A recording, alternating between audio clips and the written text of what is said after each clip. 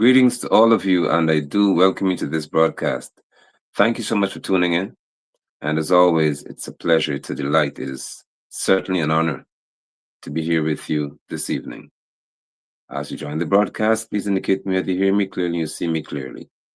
It's certainly a significant moment where we're here and we're faced with so many very important matters of national interest, which is why you see me speaking, or us we'll be speaking here this evening to Guyana's crises and glaring recklessness. For those of you who may have thought that there would have been a different approach to governing our country, there would have been a more responsible approach exhibited by the People's Progressive Party, and I'm using that term progressive um, quite scarcely tonight. But to consider or to think that there would have been a different behavior would have been wishful thinking. We must be aware that this administration, based on the past 2 months,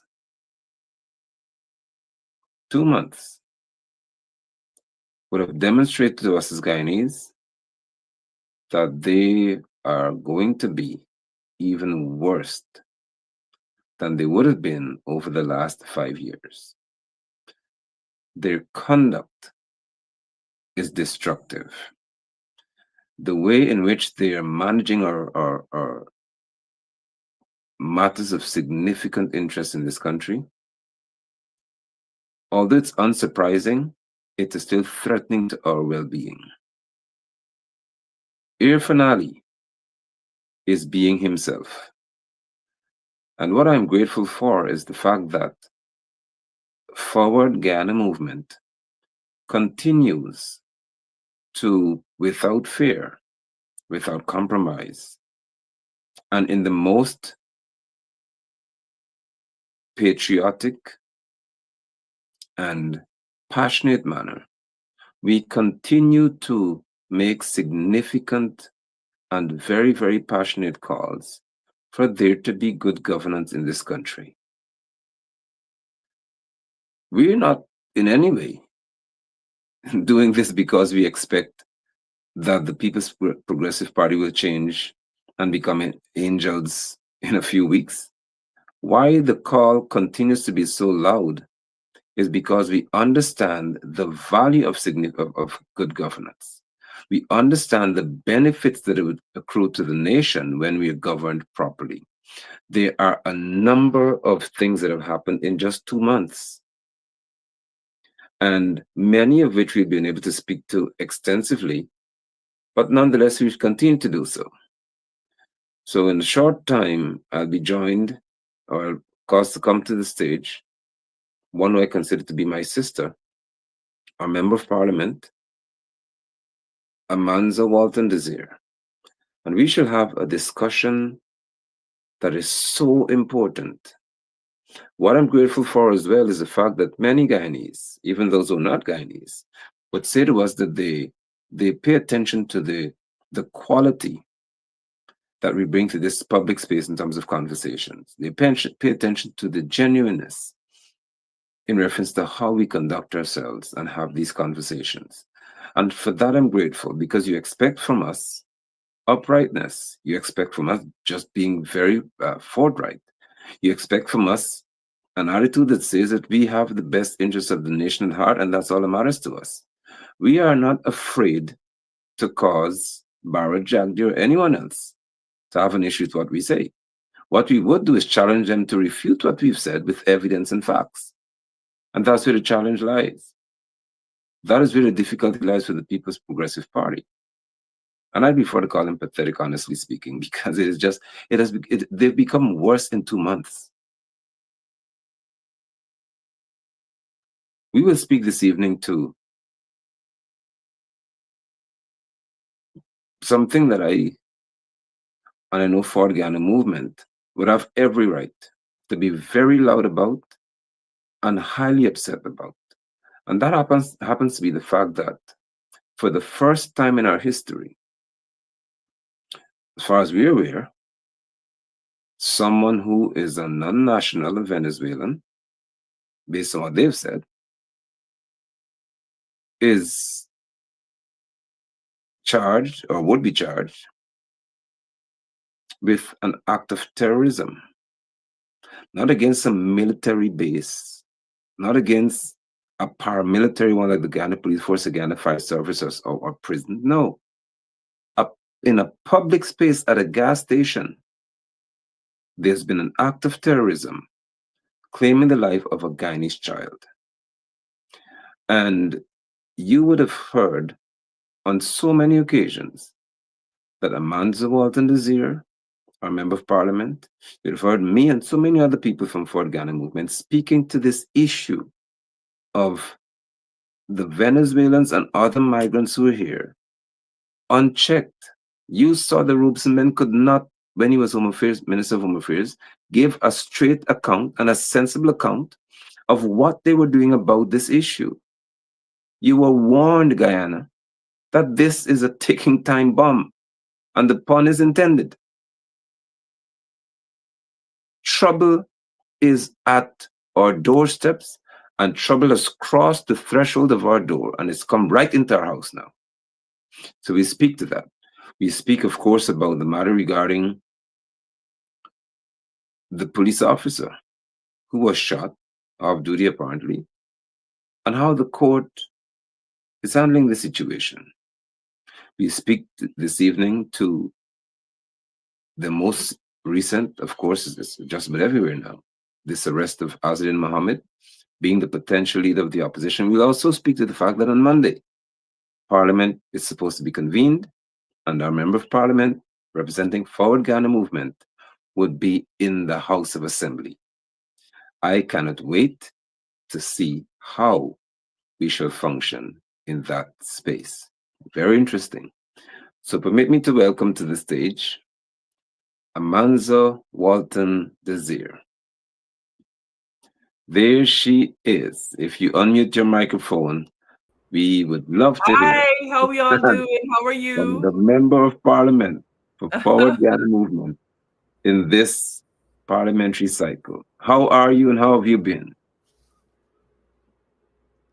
I am well. I am well, thank you. I am a little tired. It's been a week and a half, but I my can imagine. goodness. So Wow. it's good to see you here, and Mhm. I wish we could have been chatting under different circumstances. Right, But right. we're ready to speak to matters regardless of what they are. Yeah. And I would love for us to begin to speak to what you have spent quite a while addressing, and that would be this issue of migrants in our nation and how it's been handled. We spoke about it in reference to our electoral process. We spoke to it regarding our safety, and unfortunately, we are now living the reality. We faced that reality on Sunday evening, where a little Guyanese girl, 6 years old, would have been unalived for those on on the other platform, would have been taken out by a terrorist. Yeah. What I want us to speak to is that as well as the response. You see, for me, the act is terrible. We Hmm. don't have to say that. But the response from the administration, even it was in Saudi Arabia, it seems as though whenever there's trouble in this nation, I don't know who buys this ticket or who's the agent, but it works to perfection. Irfan is normally on a plane. When Maduro had the vote that one time, Irfan and Bart were in Dubai. Now we have an act of terrorism. Irfan is over there. And let us speak firstly to the response. So we can speak to the fact that you've addressed this. Um, just for the sake of this platform, I would be happy if you can reiterate what are some of the concerns that we face, and then we speak to the response, the press conference, and those things. So the floor is yours. Always on my page. I'm happy to have you here. Thank you, Nigel. Always, just a pleasure to be here and to be rapping with you. I've got to first start by again expressing condolences to Soraya's family. You know, I've not said this publicly before now, but Soraya is a child that has visited my constituency office on several occasions. Her mother is very active in terms of helping us to do a lot of the philanthropic work that my foundation does. And so it shook me to my core because I remember this, bouncy little child just, you know, running around, and hmm, it I don't think I've recovered from it as yet, just on the heels of Adriana and now this, and it is taking a toll on my psyche. And so, you know, this is this is not a time for I told you so. Right. And I don't want it to come across as, oh, I told you so, because there's nothing to exalt in any of this. A child is dead. Family members are seriously injured. And I'm going to say some controversial things tonight here, Nigel, because I am tired of pointing out that the PPP is the problem. Right. Everybody knows that the PPP is the problem. The bigger question is, what are we, the people, going to do about them? And the last thing I asked in Parliament is, we know who they are. What are we going to do about it? We have to take it's one thing to stand up and to say it's them, it's them, it's them. We absolutely know that it is the PPP. We know who they are. We know how they operate. We understand that they are about domination and control. The question is, what are we, the people, doing about it?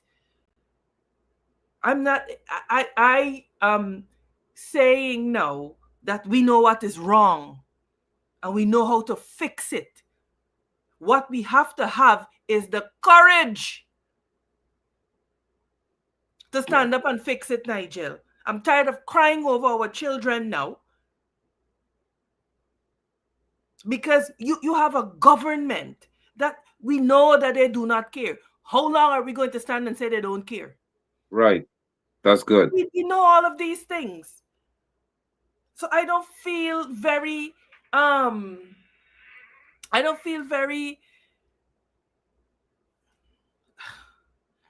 words don't fail me very often, but So this true.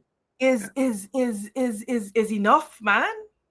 Yeah. Is enough. You have, and you know what you have apologists on Oh, the tell. PPP Oh, side yeah. that will excuse whatever this government does, and they do not study history, and so they do not understand that when you go down this slippery slope, there is no turning back.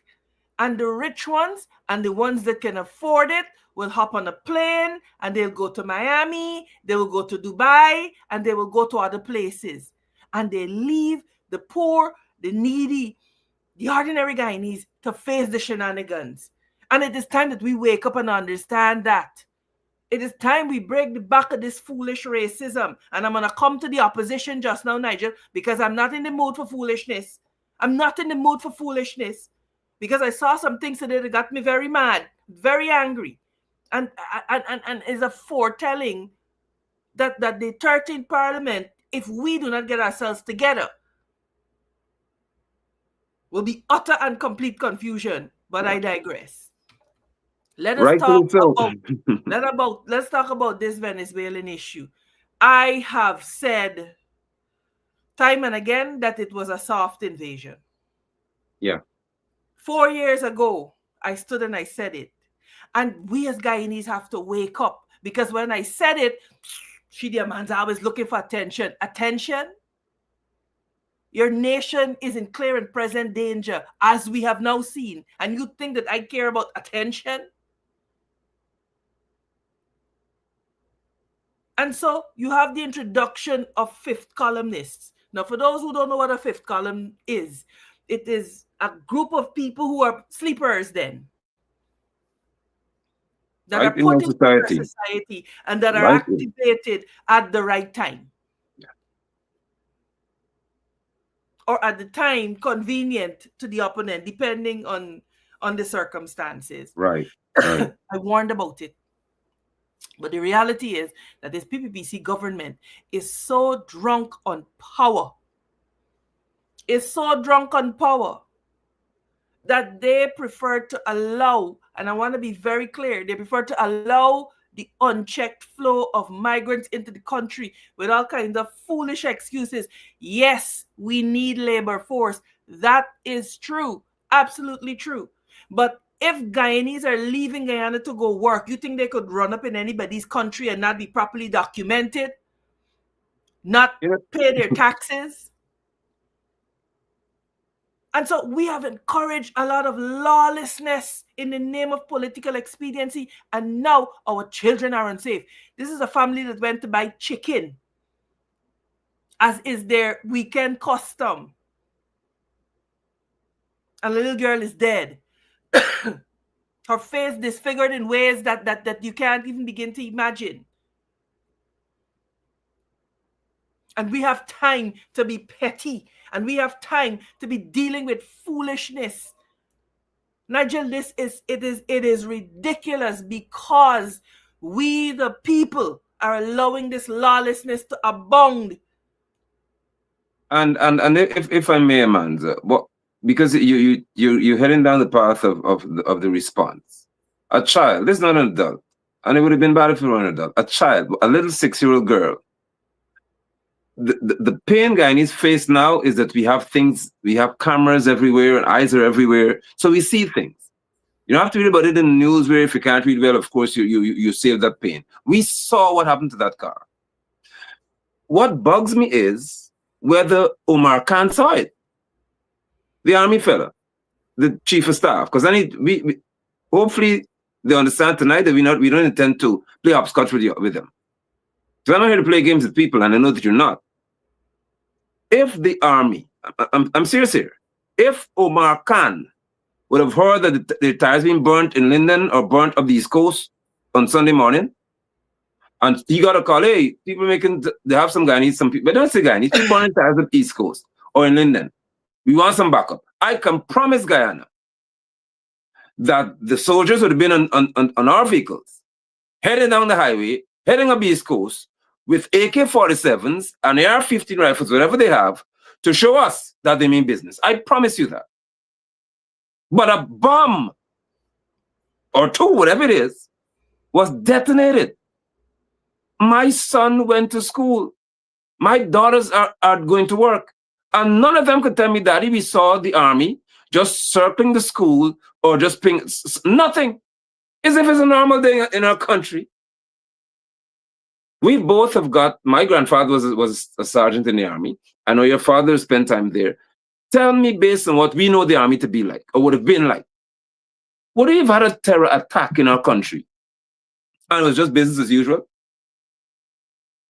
It couldn't be. My father was a captain in the military, and he was an army officer, and so I am as brought up a certain way. Right.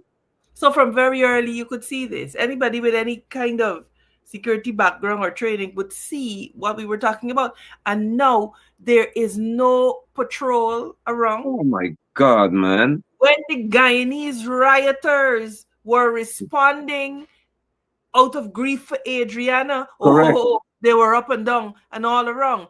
And now you don't see any of that. This government has their priorities all messed up. And you know what they are precipitating? They're precipitating people taking the law into their own hands. Yeah. And this is something that we as leaders are warning about all the time, because the lack of response from the government could force citizens into a particular mode when they do not feel as if the state is protecting them. People will try to protect themselves, and they're innocent Venezuelan nationals. They're people who come here just to work. They're Cubans who are here. You can't tell the difference. Yeah. Yes. And so the government is exposing these migrants, they're exposing these migrants, the ones who are innocent, to all kinds of danger. But Amanza, let's put our scuba gear on here, please. Honestly speaking, Mm-hmm. this fella went to a gas station. He knew just what he was doing. This terrorist went to a gas station. He Mm-hmm. went by a pump. That's a 20,000 probably gallon tank, maybe two or three tanks. They have diesel, they have kerosene, all kinds of fuel. So you know just what he was doing. If that attendant did not turn him away and that bomb detonated at the pump, let's say you have people who were there, more people went for chicken, whatever else it is. The blast from that, just the gas tanks, those little propane tanks, was so far reaching and the impact. Imagine what George would have been like. Okay? Now, my concern is this. His mentality was for mass destruction. That's the plan. A school in Georgetown, the average school, public school, has about 5, 6, 7, 800 children in it. The hospital has so many people in it. Soft targets. You have to work hard. Sadly speaking, some police stations are soft targets. Now, you mean to tell me that as a Guyanese, I cannot now think, the mall, for example. Tomorrow, if I say I'm going to the mall, are we understanding as a people that one more, 10 more, 15 more of these men, 100 more of them, could be told now is the time to act? Because you get to what's happening in Trinidad, what's brewing over there, and why they tell the military people, you cannot be on vacation right now, come back. Guyanese don't understand. Trinidad has told soldiers, come back here. None of y'all could travel right now. That's the report we're getting. And there has to be a reason why they're doing that. Again, Ali doesn't, apparently we're at a picnic while Venezuela and the US are having whatever they're having. But think about it, Amanza, and please speak to this to us as a member of parliament, as one who's about to be saddled with the responsibility of making laws for this country. How do we act so casually as leaders, or do they? When we know that the intention was to have mass destruction in our city, there's a mall in the city or two. The PPP does what it does because they've been allowed to get away with it. It's that simple. Yeah. It's that simple. I mean, listen here, Nigel. I really don't have the patience to be wrong, but they do it because they are allowed to do it. They do it because they know that we are so divided as a society. They know, let me tell you something, the PPP has managed to break the spirit of Guyanese people. Yeah. In The such a unified spirit. degree. And The we unified as spirit. leaders have to begin to speak life to our people, Guyanese. Let me tell you, I have so many friends in the Caribbean. They say, "How Guyanese is allow things? We passive. And listen, I have no patience for nobody that's our man's is talking violence. What I'm saying is that the people, we have to grow a backbone, we have to stand up, and we have to speak up. We got to speak up now. And we've got to understand that nobody is coming to save us.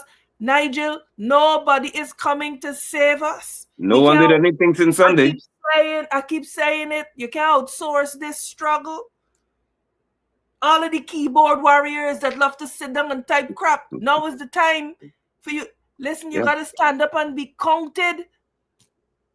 You've got to stand up and be counted. This cavalier attitude of the PPP is born out of the fact that the PPP's paradigm is that they don't care what happened as long as they're in charge and they're able to lord it over people. And they're unbothered. Business. They would rule over a dung heap as long as they're in charge. That is their mindset. That is their mindset. As long as they could rob and rape and pillage the treasury, they don't care if it's a dung heap. And there is none who is blind as he who will not see, not who can't see, who would not see. And this is what we're dealing with here in this place. They're taking Guyanese lives for granted. We as Guyanese are taking our own lives for granted when we don't stand up and demand more from this government. I remember in Trinidad some years ago, Nigel, they raised the price on evaporated milk. The people were outside. On the road. On the The road. people who are outside, we Guyanese that sit down here, we pull in the thing, or we got mind about the job. If they fire every public servant that stand up and speak up, the country will shut down. Cannot function. Country 60%, will shut 40%. down. Because But you're already on we, demand. We don't have an adequate supply of public service. If people don't realize that yet. But man, from for the Guyana movement, it's necessary for us to issue a significant and very serious warning to Guyanese and advice. Be very alert, very, very alert. Be very alert as to people resting bags down and walking away from you. I'm telling you that. and this You is have to be. what should be happening, Nigel. This, instead of Kwame and his trolls, and I hope, Kwame, you're listening to me, Yeah, instead of you there. paying them 30 people to sit down and type foolishness, what you should be rolling out is a see something, say something Yeah, campaign. definitely. That's what you should be rolling out. Instead Yeah. of critical all of them sitting down there to talk bilge, educate people. You see something, you say something. These are the hotlines for you to call. This is the number that you can report this to. Anyone who doesn't Maduro want to is retrieve a giving his bag. people rifles next door, Yeah, you know. We ain't exactly. even giving we people information. Not even information. We're not arming our people with even information. And you know, I promised myself that I'm gonna be calm, but Please listen, don't. this is foolishness.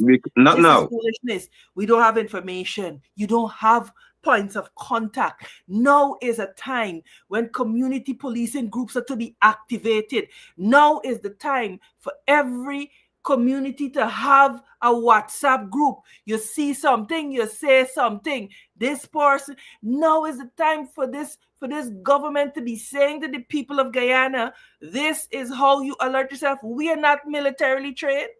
Venezuela has conscription, which means that when you have a certain age, you got to go to train. They Must disband enlist. Yeah. national service. Disband national service.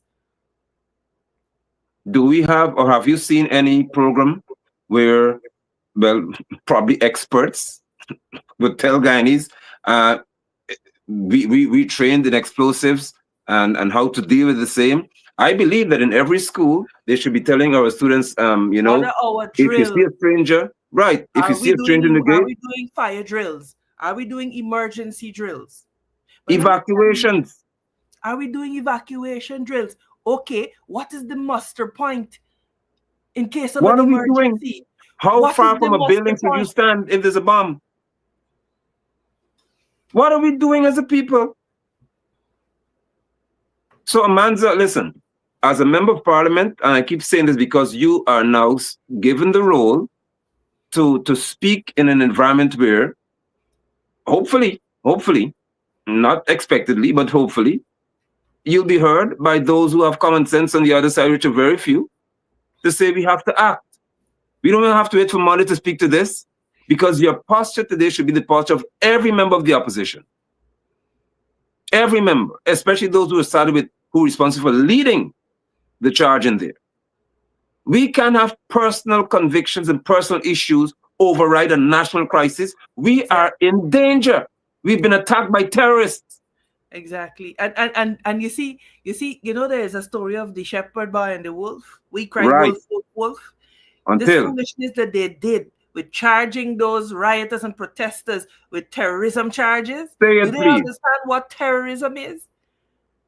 Say Let it. me tell you, I have been talking with Guyanese and people are so stressed out. They got PTSD and all of that right now. And the government is doing nothing to assuage the concerns. Nandlal, Jagdio, none of them are coming out. There has been no calming statement to the public, no reassurance to the public. They got time to run behind Azruddin Mohammed. Meanwhile, the entire population is exposed. Look at that. So if and sadly, I don't want to say this, but if they were more operative, if they are more, I believe that they are. They have now said, listen to these people. Everybody look at Azir and his father. So when people look in one way in the news and everything else, they have free reign. Because people might have shifted because quickly. you got 15 jeep of police to go pick up one man. My point. How many You jeeps got were there 15 jeep when of the bomb police detonated? to go and pick up One man. So this is a misdirection of our resources. If let me tell you something. If I were in charge of this thing, you know what would have been happening? Well, Parliament would have been called already. That's one. Right. Two, I would have commissioned every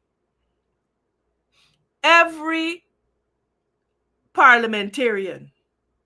Y'all gotta go into the regions. Yes. I don't care if you're PPP, your PNC, or MP, going to the region and you've got to talk to people and you've got to begin to share with people and you've got to begin to calm people down and you've got to begin to talk about, public awareness, etc. Yes. If I Yes. were in the government, I would have been giving the opposition money to do their public awareness campaigns, Yes. because this is not a PPP or a PNC or a APNU or a Win Life. This is a We are Guyanese life. consumed, all under attack. This is a Guyanese life. And so that is the level of magnanimity that is required. But Irfan Ali and them can't show it because they are basic. They are basic. They are unevolved. And they do not have the ability to recognize when it is a national effort that is required.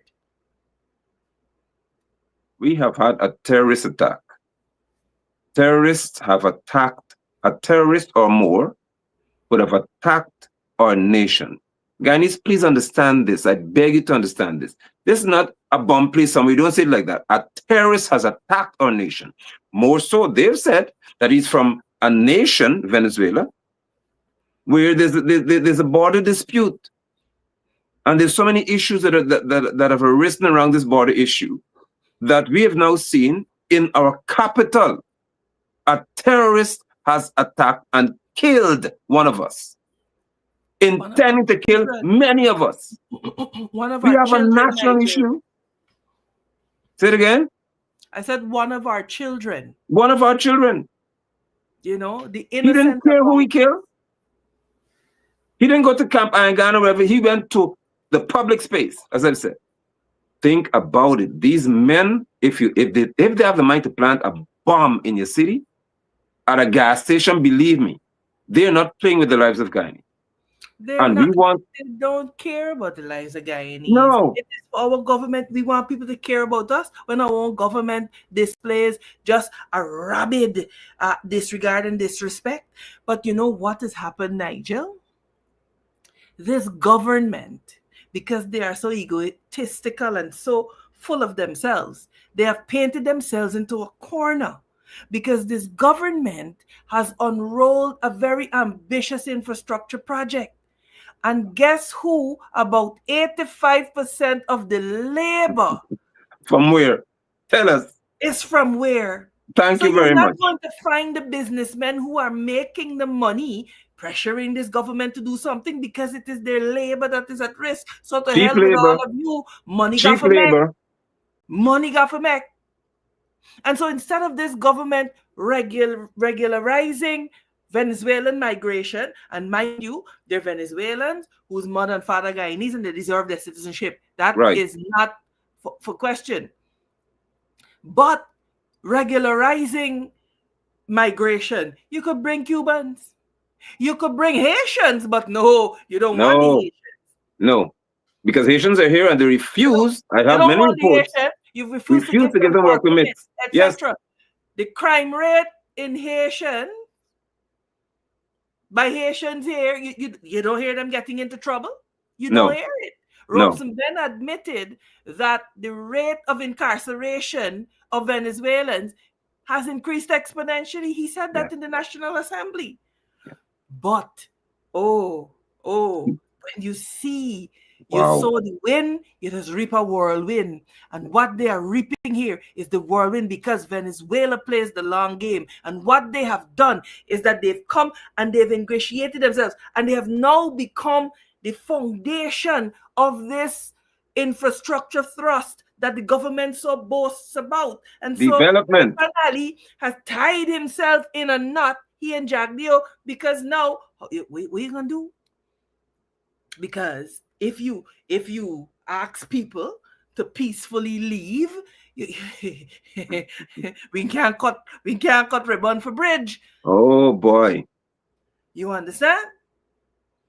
And so Guyanese are left as lambs to the slaughter. Because you know what happened? This government is so proud and they're so puffed up with pride that they can't reach across the island and say, you know what, man, let's get together and work this thing out. They're so top on the triumphalism where we win domination and control that they do not understand how they have jeopardized and opened up this nation and what they've opened them to. And let me tell you, I cannot sit there and say that every Venezuelan I have friends. I have friends who are Venezuelans who I Yeah, know yeah, from Fifth yeah, Village when their mother and their father moved, Anil and Sunil, they moved to Venezuela and they've remigrated here. yeah, Let me tell you, I have friends who are legitimate bona fide Guyanese who grew up in yeah. Venezuela and they Correct. certainly belong here. But there has to be a process to screen people. And I That's what do we've not said. support this issuing of EID. People must leave and they must Let's return. go there, please, because I was going somewhere, but since we're there, because our Minister of Foreign Affairs, Nigel Waldron, would have at the press Home affairs. conference, oh, sorry, Home Affairs, Mm-hmm. speaking to, Don't speaking take to, walk it. no, no, no. When she spoke to this bombing and so on, she said, listen, if you're here illegally, if you're here illegally, come to us and be registered.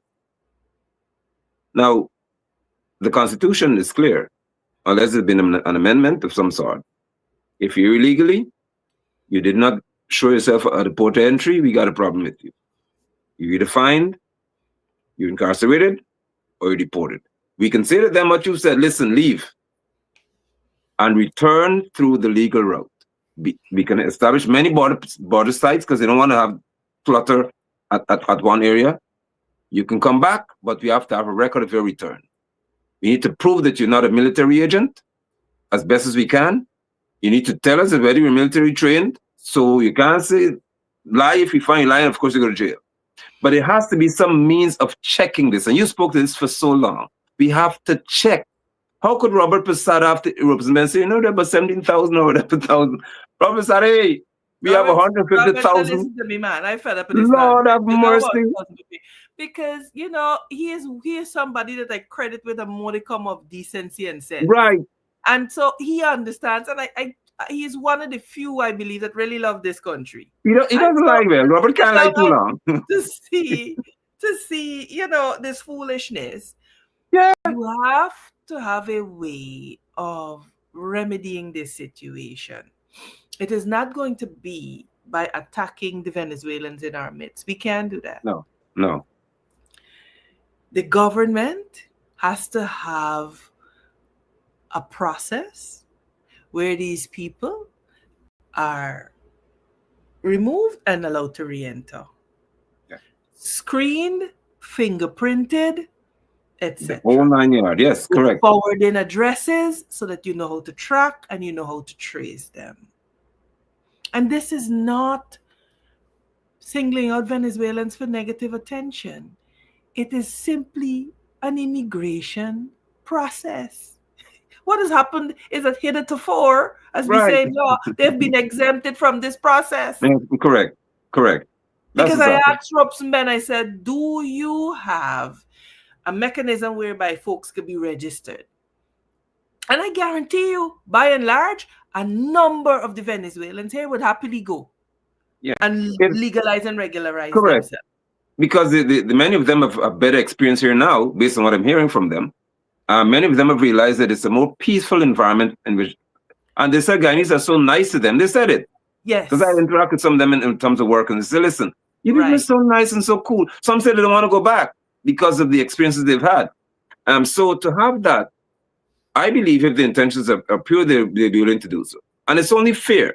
But for a minister of Home Affairs say to people, listen, if you're legal, come. We register, give you an ID card. Then what? And you just return to society? I want to make a point, though. And I'll be looking to see that this amnesty is offered to the Haitians in our midst. Oh, there are a number Lord. of Haitian nationals here that the government has refused to process work permits for them. Qualified Haitian nationals too, who went to Qualified university and stuff. teachers, Yes, doctors. doctors, They're nurses. telling the Haitian nationals when they go to Home Affairs that to um, have a work permit, you have to have a job first. And then when they apply for jobs, the employees are telling them you have to have a To have a work work permit. permit And first. so they're Right. putting these people around in a circle. Meanwhile, they got desks set up specially for them. These are CARICOM members. These are members of a CARICOM member state. Free These movement. are members of a state that has never declared ill or hostile intent towards us. And this is why I said to people, you cannot treat the Venezuelan situation the same, because No. these are people who have been indoctrinated, some of them innocently so, to Mhm. believe that Essequibo belongs to them. And they Different. Different operate from that situation.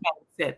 And Yeah. that mindset is inimical to our national safety and security. So you have to have a carve out in terms of how you deal with that, because to do otherwise would be irresponsible.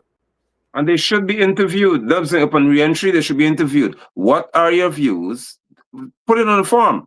What are your views regarding Essequibo? They have to say it. They have to be bound in writing to we believe that Essequibo belongs to Guyana. If you don't say that, then you can't come here. It has to be that kind of attitude we have. You muted, sis. When you take the Pledge of Allegiance in the US, you gotta renounce all Of course. powers, All foreign. So you've got to state some very, very clear things, because what? They hold you to it. They hold you to it. And so, Nigel, we are really, listen, as a community, we're going to have to band together at the community level. We're going to have to start watching each other's back. We're going to have to start policing ourselves, not taking the law into our own hands. It's a different matter. correct. And I want to be clear. We're going to have to start looking out for the welfare of we're going to have to start looking out for each other's children. Yeah. We the PTA. are going to have to start to be our brother's keeper, because Yes, this government is doing nothing to keep us. Absolutely nothing. No. And we call on the PTA, the Amanza, the association across this country. I call on you, as you've seen me with parents instead of police. You know I am. Go in front of the schools every so often. When you have the time, sit, observe strangers, observe their conduct. Security officers observe. They should have added security person to these schools. You just can't walk in there anymore because we're under threat at this time. But I have a question for you. For Guyana Movement issued a statement last week, probably this week. I think it's this week. Making what I thought would have been a common sense request. Ifan call the three leaders, especially, or maybe more, but let's do the three of you. Amanza Walton-Desir, Azadin Mohammed, Terence Campbell, or Aubrey Norton, whichever one. We have a crisis. We've been attacked. Let's talk. Let's at least have a plan, and four of you sit before the media, we unite. We come on the terrorist attack. Have you been approached by anybody from Irfan Ali's office? Nobody. So he's not going to do that either. They're not going to do that either. Nobody, because you see, again, for them, it's about looks, it's about power. Understand that it's a level of drunkenness and triumphalism that these people have. So that to relate to somebody is a problem, and they're very good at dividing. So if they do invite, they're gonna invite two and don't invite one, and that is how they operate. This nation has never been at the center of these people's concern. It is all a big show and a parade. And I will tell you, Nigel, I'm gonna say a lot tonight on this show. This is why, you see, when I talk about the temperance of leaders, because if you're gonna operate in political leadership, you gotta understand when to zip your mouth. You have to understand that it is not every meeting that you're going to be able to speak about publicly. And so This is why I was deeply worried about winning up, new fighting in the public and throwing up text messages and things, because that type Nonsense. of conduct is used now against the opposition to say that these are intemperate people. So we can't discuss matters of national security with them. And this is why we have to be sober and we have to be temperate, because we have been elected to represent people. And we got to remember that at all times. We're not representing ourselves. We are elected. Sovereignty belongs to the people who exercise that sovereignty through True. their duly elected Yeah. representatives. Yeah. Article 9 of the Constitution, that is what it says. And so we have to, Nigel, we gotta understand what's at stake here, bro. We have to understand. Political leaders across the spectrum gotta understand that we are living in a time that we have not lived in before. No longer is the Caribbean region, this notion of a zone of peace is fast disappearing. That's correct. That's Our correct. posture has to change. Our Yeah. mindset has to change. We have to realize now that we gotta be vigilant. I'm not saying be be unnecessarily Violent. conspiratorial, Yeah. but be vigilant. You got to be vigilant. Our posture has to change. We have to look at the way we screen people when we go into public institutions. We got to look at the way we screen our schools when we go into public institutions. We need to be having seminars with the bus conductors, the bus drivers, That's about how correct. you screen, how you notice if bags are left in minibuses.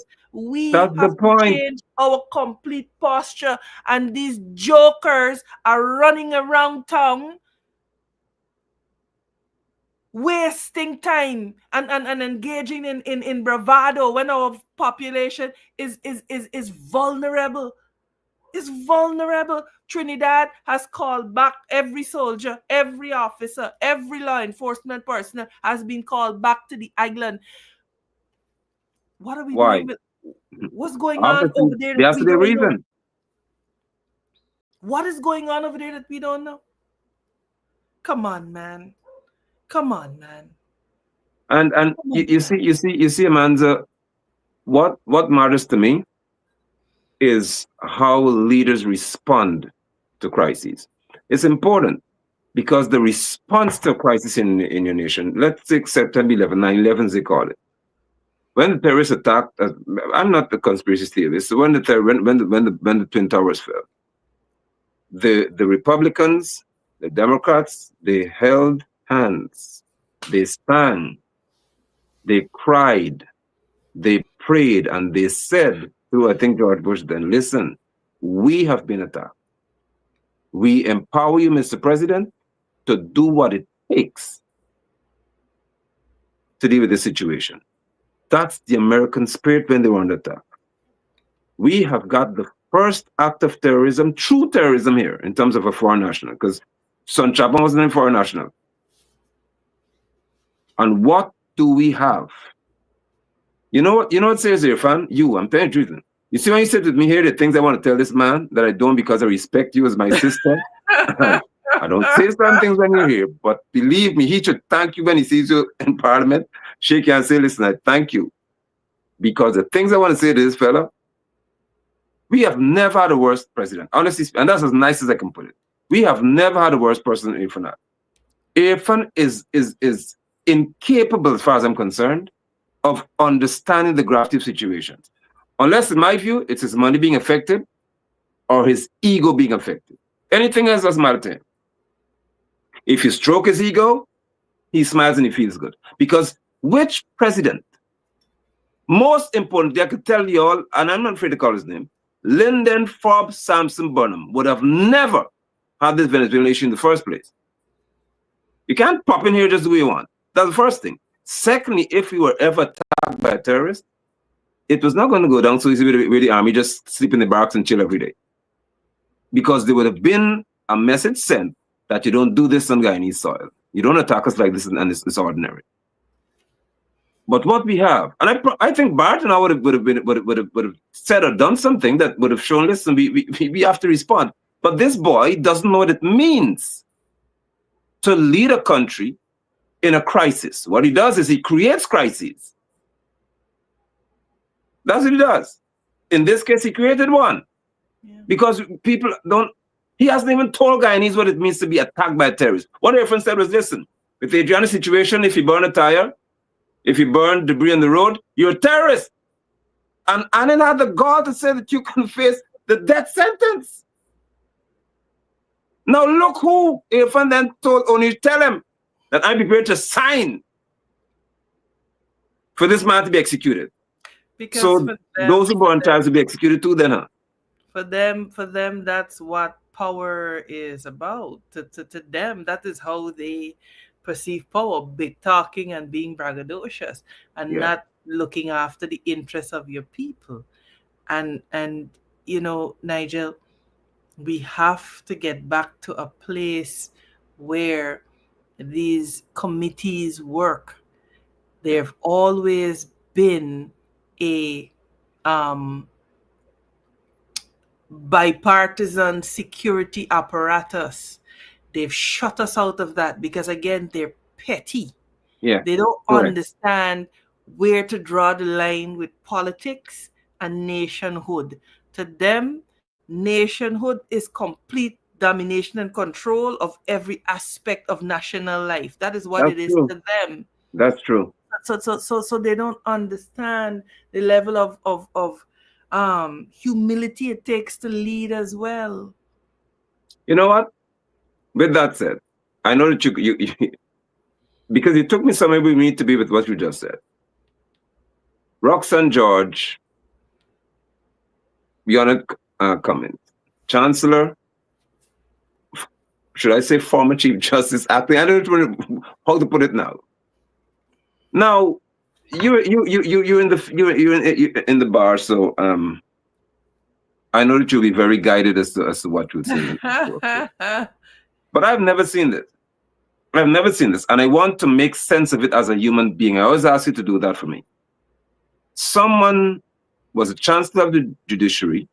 She was told to go and leave, whatever it was. She took leave, coincidentally, just around election time. So you go and leave, Roxanne, you go to be chancellor acting. I'm Navindra Singh. You come over here, you be chief justice acting. The honored Cummins I know is a woman with great intelligence, honestly speaking. So for her to tell me if I see her today, listen, Nigel, you know what I did? I came back from leave and within hours decided, you know what? I just want to go in retirement. No. That is not the person I know. And she doesn't reason in that manner. So for her to return and then just say, you know what? Okay, fine, that's it. Early retirement, I'm gone. Something is amiss. What is even worse to me is that Irfan Ali didn't even see, again, I tell you, save this man, He never even saw how insulting and stupid it is for him to not have this woman leave being not an acting chancellor, Confirmed. but to have the confirmation to it or be agreed. Look at how he had her leave. There would have been a decency about Goodness gracious. Confirmed. Take it away, please. Before she left. It would have been the decent thing to do. It would have been the honorable thing to do to in deference to the stellar career that she has had. That's right. But this PPPC government is bent on domination and control, and they are racist. And apologies about saying it. That's why I love you, man. You see that? They are racist. This is our member of parliament right now. To me, and let me tell you something. I am a black Guyanese woman, and I will call the spade the spade. They have a problem with two black women being in position. Such power. That is the fundamental fact. Such power. Listen to me. We ain't doing sugarcoating. We're not doing sugarcoating. That is the problem right there. And I'm disappointed to see senior members of the bar not decrying this level of nastiness and lawlessness. Oh my God, what are we coming to as a nation? Everything has to be corrupted. Everything has to be And who's behind it again? One man, one nursery school boy. I am disappointed that there were not more people coming out in support of Justice Cummings. That was an He should atrocity. have been, and the fact that Aubrey agreed to the confirmation of these two women, it was a non-issue. That's There right. is nothing else but racism. There's no other reason. There was no other reason. They're not incompetent, neither of them. The legal impediment to them being appointed was removed because the opposition leader gave the blessing. He's ready.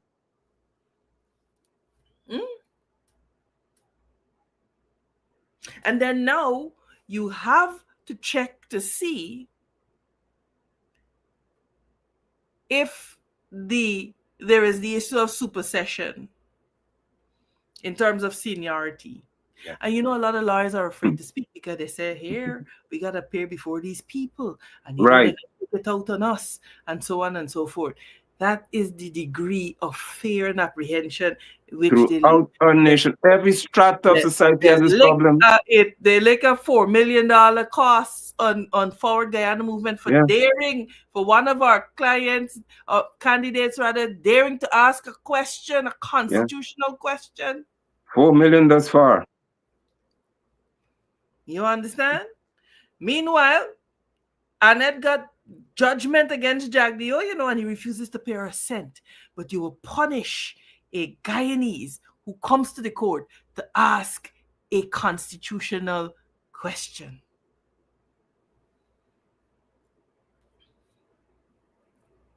Our reality. But we will not know ourselves until our backs are against the wall. And when, I should say, now that our backs are just about touching the wall, Guyanese have realized that within 2 months, October, November, we had election in September. October, November. If Irfan and Barrett, Anil and others could show you this much in 2 to 3 months,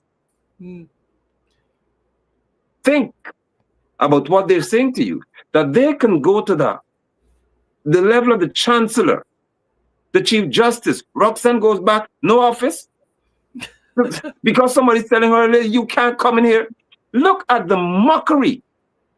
How can I have respect for the court, which I should, but when this nonsense is happening, the place where there should be the greatest exhibition of decorum, class, professionalism, ethics. And I know Madam Cummings. And what I know of her, she saw them and said, you know what? No, I'm not going to do this. That's kind of because her quality speaks to that. She refused to be engaged in some gutter foolishness and just say, listen, instead of having Madam Roxanne George just sit there in some auditorium, wherever it was, nah, I'll walk away. Sometimes the greatest act of resistance that you could show, Nigel, is walking away. Yeah, that's the nature of the person. I know it. Because she would not have herself or good name sullied, stained with the idiocy of Irfan Ali. Because this is reckless behavior. And to now see, you know what would be interesting to me? To see how quickly he would seek to confirm Navindra Singh. That's what I wait tomorrow. Right now. Tomorrow. If he gets the green light. If Azruddin agrees. Oh, but how you go there? See, you're in the spirit, man, because what is getting you now? Yeah. Listen, I believe, honestly, that Irfan's greatest pain tonight is thinking that on Monday, I may have to swear, look this man in his face. According to the Constitution, the president. Well, he doesn't swear him in. It's he has to confirm at the level of the parliament. Right. No, at the parliament level. Yeah, he don't have to confirm. The people will vote. Right. Once the people vote, Irfan is not the law. I think that's the law. Jagdeo that he got to face. Jagdeo doesn't feel like he should face Mohammed in parliament. Oh boy.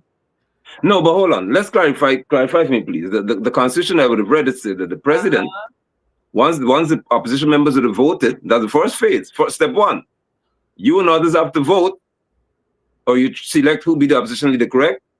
Yeah. Now, And that's declared in the House. let's talk about that part first, please. Ooh. 16 members of parliament. I'm laughing, it's funny. That's not funny. 16 members of parliament for Win, 12 for APNU, one for Fort Ghana movement.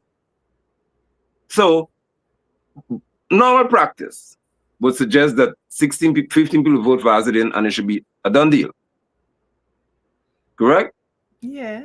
Plus one. What if what if somebody decides they wouldn't go that route? Listen to Or 5 me. people decide. This Listen to can me. actually happen. People could decide, but let me say this to you. On behalf of our Guyana movement, we ain't interested in the games. Thank you. We're not Thank you for interested saying in that. the games. We have Thank no you. interest in the games. And let me make this clear. I wrote to Azradin and I wrote to the APNU. I appended a 5-page document which was a framework for opposition cooperation in the 13th Parliament. Nobody responded. Wow. But today I saw that APNU appointed shadows. I saw that too. So I would have thought that now that elections are over, the reality of the situation is that Win has 16 seats, APNU 12, Forgan Movement has 1. There is a parliamentary opposition. I would have thought that what would have happened is that the three leaders would have gotten around the table and ironed out a modus vivendi or a way of coexisting and cohabiting. Though we may not be in agreement. Though we may not, because it is doable. There are models all around. And when I drafted what I drafted, I looked at other models from around the world where there are more than one parties in the parliamentary opposition and how they exist. And so this is a very, to me, worrying sign, because what will happen on Monday? Win is going to appoint shadows. How does it And make any? I for thought those not for one those shot with three who ministries. so I what for again gonna be a old shadow government? Like what happened there? So you see the point? Do you Yes, see makes how sense. Yes, logically it fought? yes, Come on, man. Come yes, on, man. The yes. people of Guyana deserve better than this, man. We campaigned, we ran an election, these are the results. And this is why when you look and you see how some countries operate, the campaigning machinery is always different from the governing machinery. There's a reason for it. Has to be.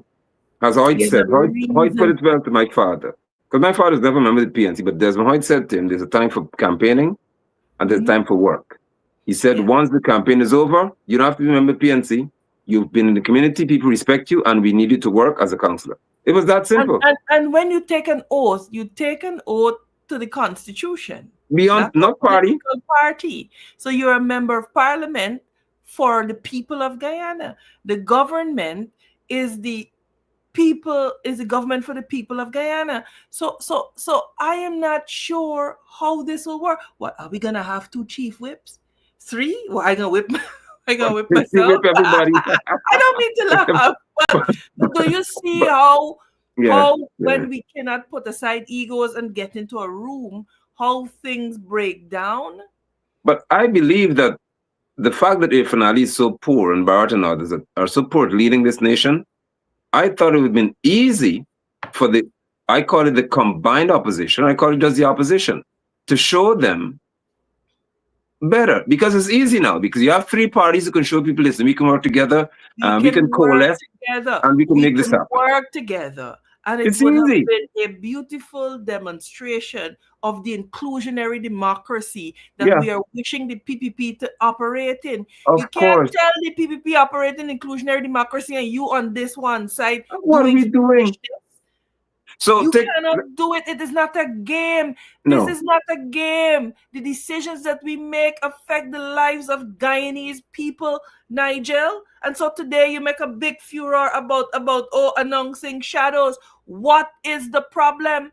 So if Win got 16, 16 shadows then. 16 so shadow what are we ministers. gonna do?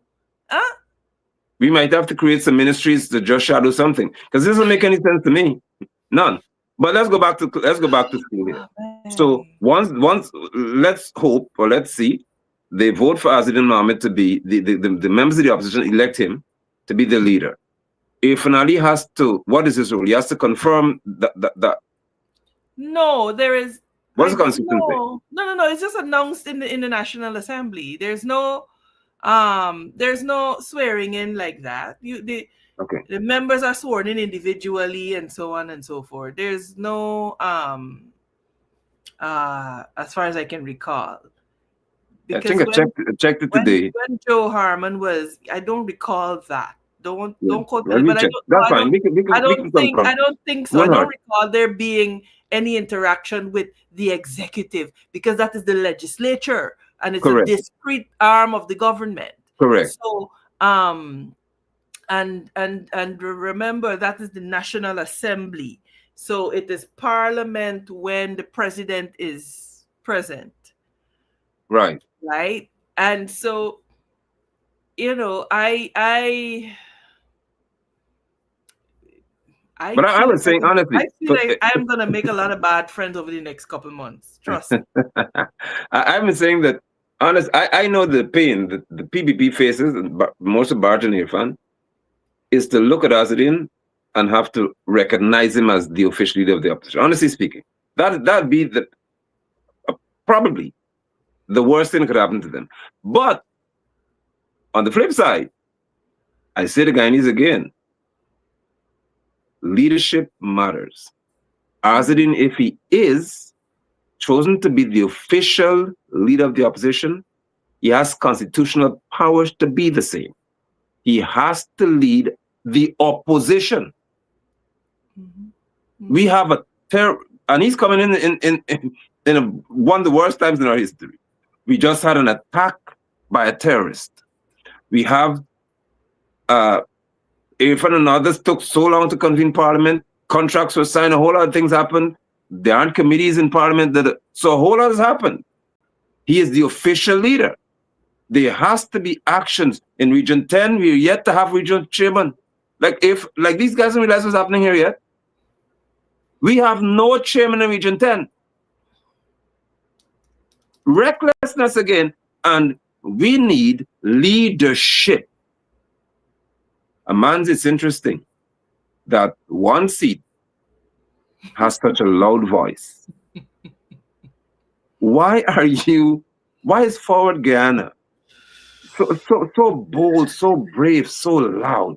And we're saying that we're not going to be quiet, we must be governed with sense. And we're saying we're willing to work. What else can be asked of us? Listen, I am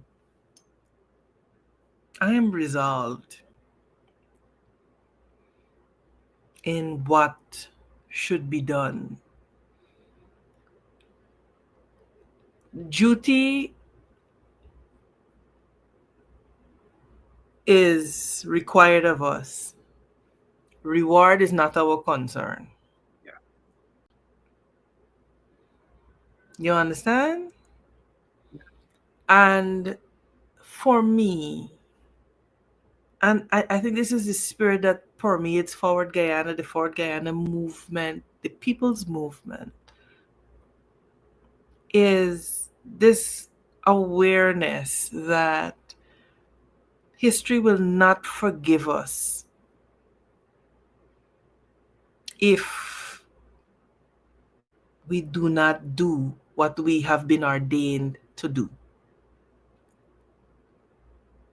You understand? People and particularly folks like you and I and a number of other people who have the ability to be elsewhere and enjoy quite a life.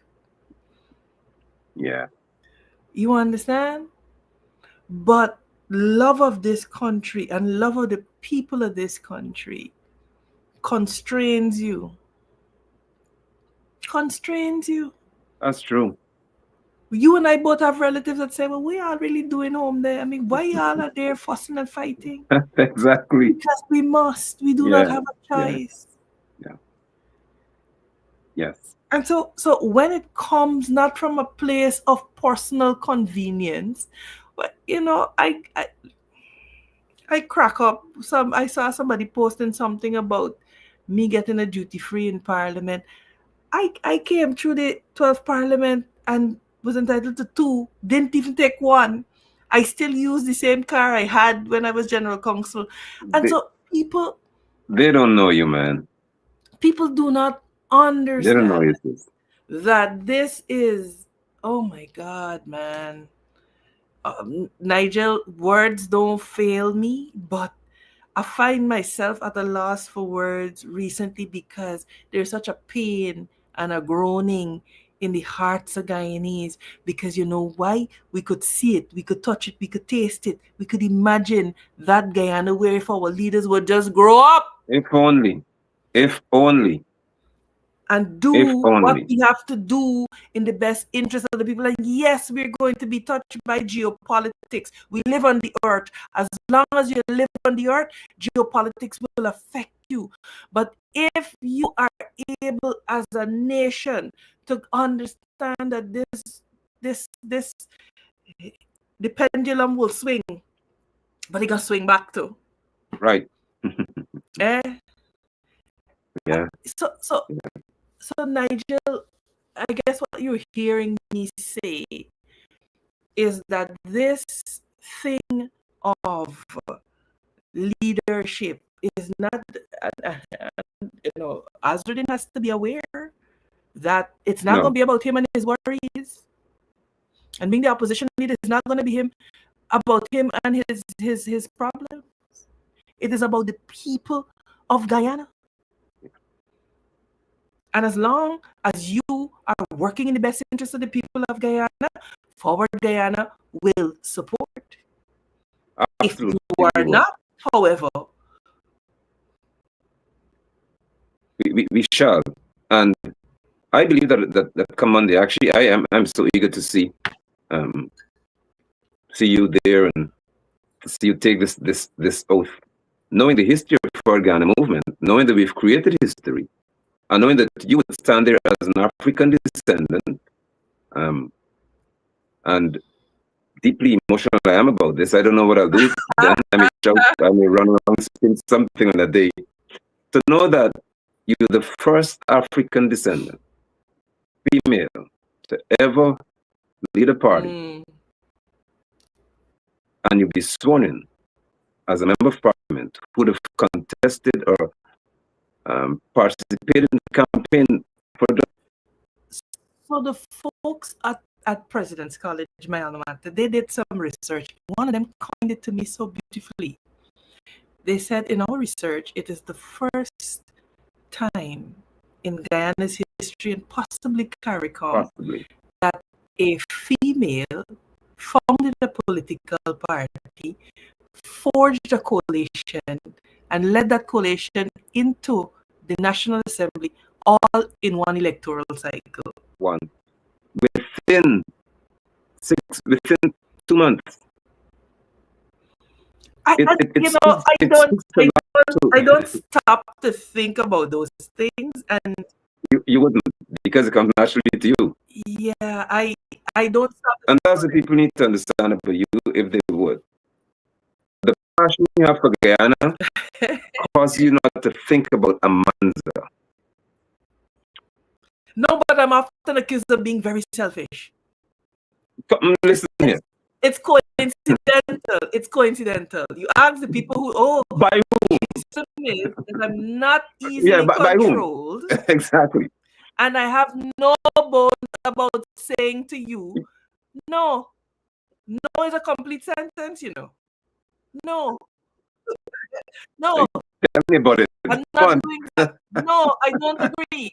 No, I don't know. No. And as a woman, a lot of people are not used to it. You see, Nigel, you you're very comfortable. You got an empowered daughters, you have an empowered wife, so you are very comfortable with. So at least Right. I'm hard to work with. No, you're Yeah. no. Do this. Why are we doing No. this? This is not a jump how high kind of person, Right. But again, it really is not about me. I just hope that people see and understand that, man, we got passed this way but once, and so we got to live it. We can't live in fear. We can't cower in the shadows. We can't be pulling the blinds and peeping. What kind of existence is that? Me, come from the line of people that build this country, that labored in the sun for That's 400 right. years. Duck and out with shovels and spades. I come from a line of women that were pregnant, made babies, had a baby, and went back Out to out. work in the sun, bleeding and Do working. you understand what I'm And that's why I saying? speak to. Yeah. Let me put this very clearly to guys, people.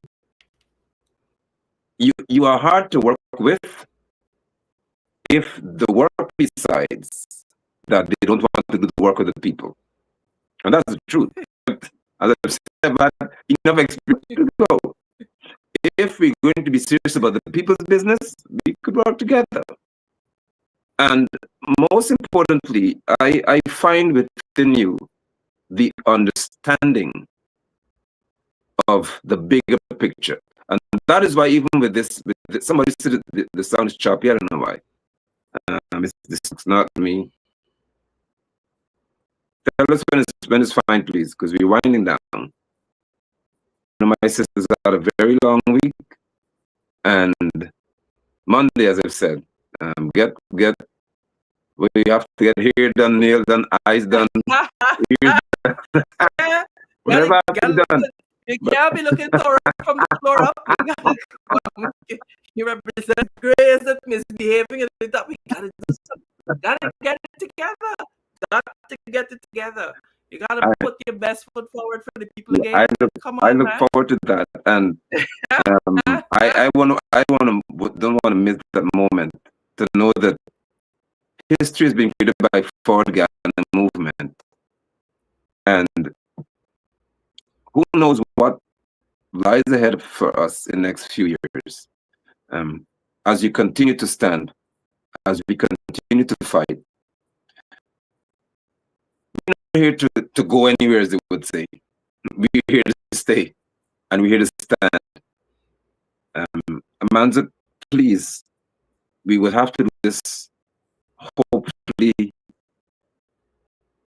soon, before Monday, because the other matters to be discussed. And as always, I sense from the people that stability when you hear. It could be a hint that you're the voice that leads a nation, because there's a sense of stability when you speak. There's an understanding that this is the quality that you have that's so critical, is that you see beyond what is, and you speak to that while you are here. Irfan doesn't have that. Irfan doesn't know what happened yesterday, if you ask me. Much more to speak to it. So because you have that foresight and that understanding of how to connect it to the present, it works wonders for you. And I must say tonight, if I don't get a chance to see you tomorrow or Monday, that I remain one, apart from my father, of the proudest of men who have come to know you and what you represent. Thank you for being you. Thank you for being Amanza. No nobody's dominate. No nobody's dominate. We got work to do, man. We got a lot of work to do, and I know that we are entering into a serious time. They are going to be people who will be naysayers. You're gonna always have naysayers. If everybody love you, you got a problem. But they will always be naysayers. Forward Guyana movement was birthed out of the need for a new direction and a new way. And, people are anxious in this time. And so as we wrap up, I want to say to every Guyanese under the sound of my voice, chin up, chin up. We are entering a time that we have not entered before. And to survive it, we are going to have to implement strategies that we've never implemented before. The bedrock of it will be that we have to become each other's keeper. We got to look out for Mati, as we used to say on the quarantine where I'm from. Yes. You understand? We have to start making sure that every person, as long as you planting something, we've got to begin to go back to those days when we can feed ourselves. We've got to begin to implement strategies where our neighbor, you can plant boro, I got balanje, and then we can barter. Yes. We have to begin to be each other's keeper.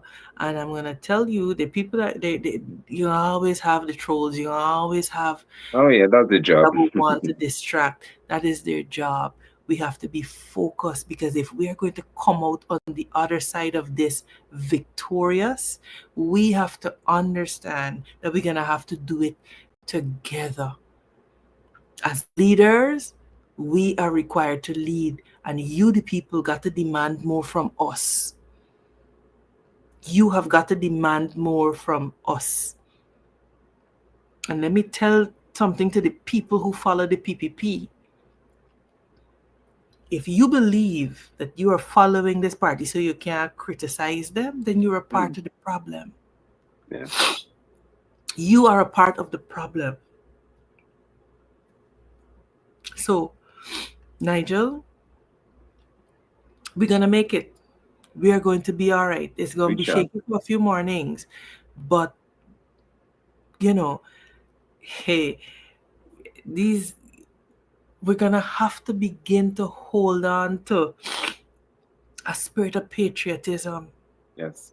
We're going to have to begin to sing our national songs again. We're going to have to begin to beat our drums again. Yeah. We're going to have to begin to forge that unity that got us through. You know, when the indentured servants came, they were so battered and bruised and beaten from that long voyage.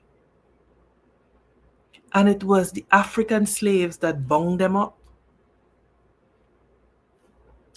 that nursed them back to health. And then somebody looked on and said, but if these two people get along, hey, our interests are going to be undermined. Yes. So we got to sow seeds of discord between them. And today we are eating the bitter fruit of that harvest. But Nigel, we can either work together as brothers, or we can perish together as fools. That's what Martin That's Luther what he King said. said. And that Yeah. is the reality that is upon us. So it's Friday night. We will take heart, and we will just push through. We will just push through. With God on our side, we are going to make it. With good, right? You know, David Rudder has a song, Day of the Warlord. He Mhm. says, one a part of it says, these people want you put your hands in the air. They want you to surrender. It says, no way. It Mhm. says, tell them the good people say no. The No. good people say so. And it's now for the good people again to stand up and to speak and say no. It It will is. not go so. And I'll go finish 90. Thank you and do well. See you Well, soon. Hopefully we can do something on Sunday. I look forward to the same. yes, I think there's yes, we have something at 7 where there will be a discussion on national security issues with Dr. Blackman. And Great. so happy to come on after then. Now, people are going to need to hear from us a lot more often, Definitely so. as you know, we seek to reassure them through this time. So Definitely love you so. all. Blessings. Much Be love, well. sis. Do well. All right, Bye. great. Bye bye. Bye. Bye.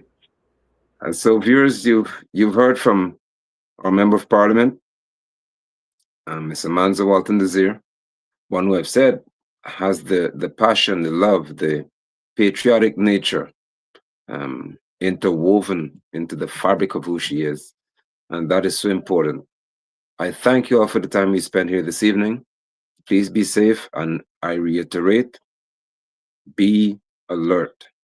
You've had one experience, do not wait for two or three. Be very mindful of those who leave bags and walk away, especially if you don't be around that environment. Be alert, be loud. Don't whisper concerns anymore. Let's say what you notice. Let's tell another person beside you, have you seen that? If it appears to be suspicious, it could very well be. And that's the attitude we must have, especially in places like the malls and hospitals, clinics, and these places. Be alert. Be very, very vigilant. If you see a vehicle pull up somewhere and just stop in some position, pay attention. It may require a lot, but don't miss one opportunity to be your brothers and your sisters' keeper. We do thank you for the time you spent and look forward to seeing you in the very near future. Do well, be safe.